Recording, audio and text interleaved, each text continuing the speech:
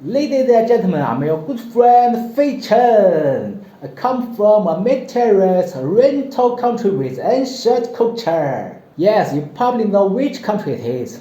But how much do you know about this country?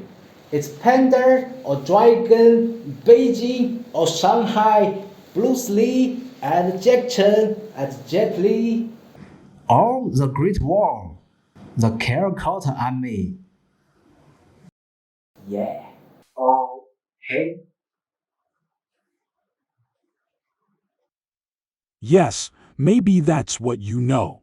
But aside from the guidance of all mainstream media, do you know what he really looks like? And what are their people thinking?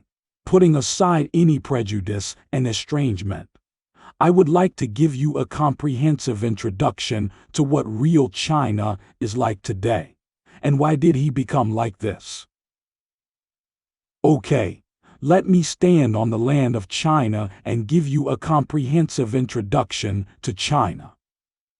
After listening to it, you will understand that it is actually not that mysterious. Well, first of all, how did it come about? His territory is located in the east of Asia, with a land area of about 9.6 million square kilometers. Population 141.178 million. Yes, it has nearly one-fourth of the world's population. If you think it incredible, I can only say that these have a lot to do with the war.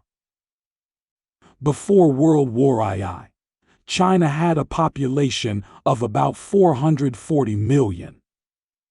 Because the end of World War II, the environment became peaceful and stable, which increased people's desire to have children.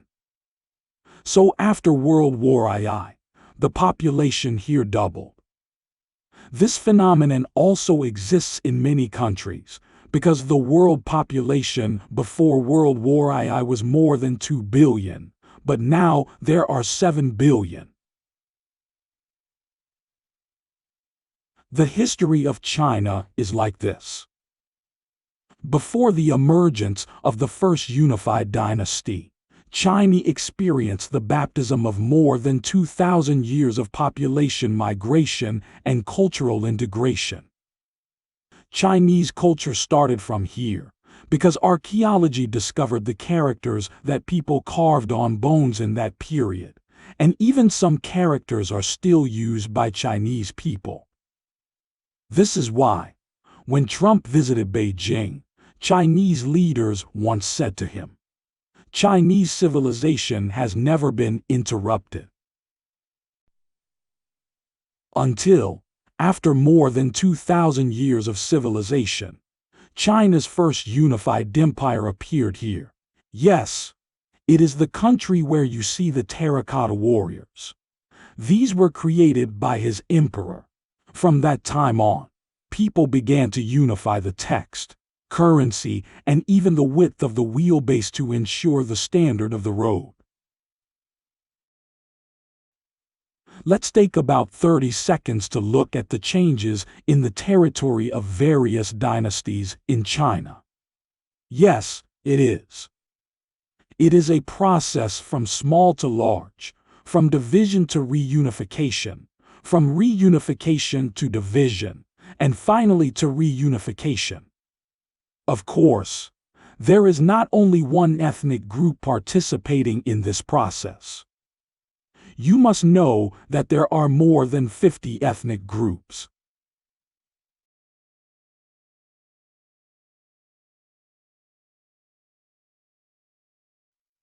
What kind of character do Chinese people have, and what kind of people are they? First of all, I will say that I am not representative. What I want to say is that the Chinese people are not representative either. We are not enough to represent the image of the Chinese people in the long history. Because of the history of thousands of years, it is very limited to use only a generation or a person of several decades to represent it. So what kind of character and culture do the Chinese admire in the long history?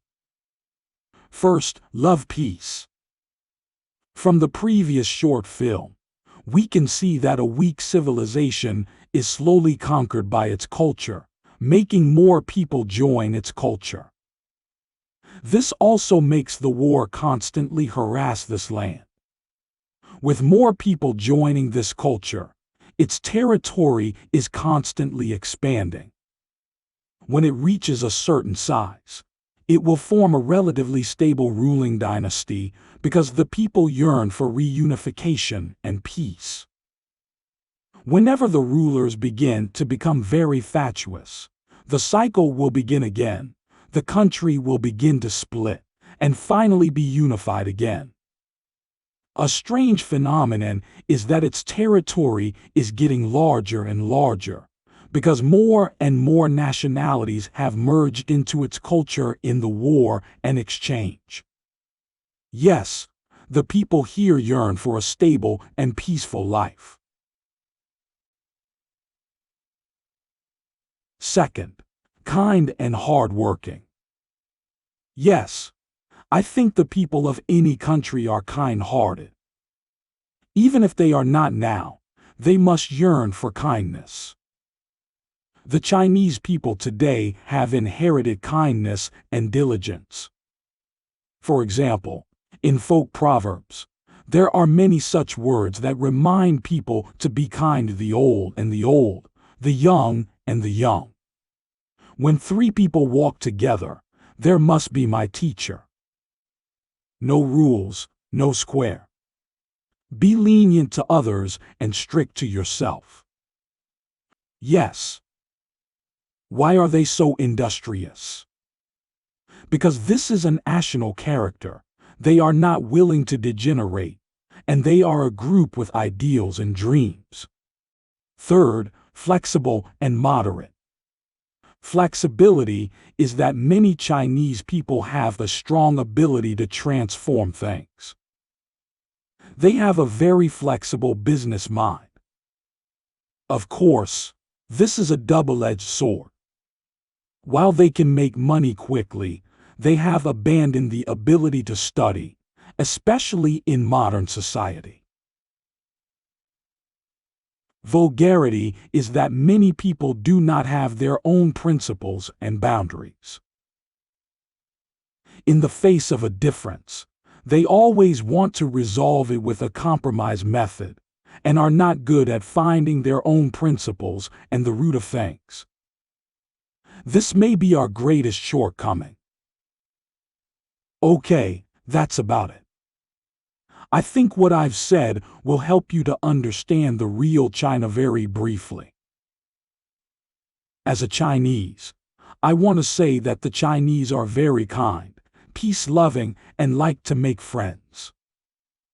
As for the exaggerated reports of more Western mainstream media, please distinguish the true from the false, because we are also in a small segment of the long river of history. Please do not have too much malice and prejudice against us. At least this should not be the case among our people. Finally, I would like to talk about the very eye-catching issue of Taiwan, China, which has been included in China's territory since 1281. Until the end of World War II, it was forcibly demarcated. Moreover, the Taiwanese are all descendants of the Chinese people. They also use and inherit our culture and use our language. Strictly speaking, we are a family. Reunification is not an act of a political party or a country in a certain period. It is the expectation of our entire nation. Okay, that's all, my friend. See you next time. 万事不敌鼾声起，前言莫及楼外风。我是飞尘，再见。